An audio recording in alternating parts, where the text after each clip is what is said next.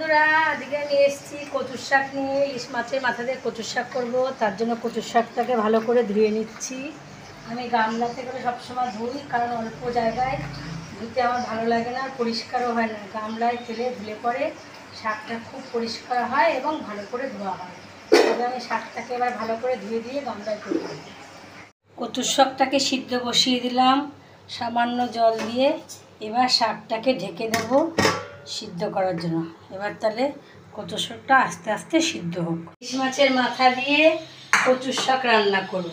এই যে কচুর শাকটা সেদ্ধ করে রেখেছি, ইলিশ মাছের মাথা নুন লাগিয়ে রেখেছি। কড়াইতে তেল দিয়ে দিলাম, তেলটা গরম হয়ে গেছে। এর মধ্যে একটু রাঁধুনি আর কালো জিরে ফোড়ন দেবো। ফোড়ন দিয়ে আমি এর মধ্যে ইলিশ মাছের মাথাটা ভেজে নেব ভালো করে। ইলিশ মাছের মাথাটা ভালো করে ভেজে নিলাম।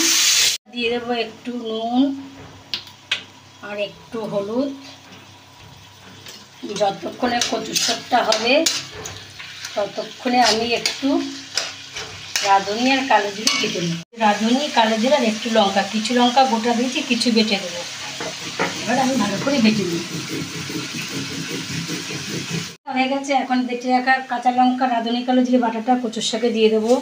ভালো করে ঢেলে দিয়ে দিলাম। আর দিয়ে দেবো স্লাইট এক ফোঁটা মিষ্টি দিয়ে এবার নেড়ে চেড়ে নামিয়ে দেবো। কচুর শাক রেডি।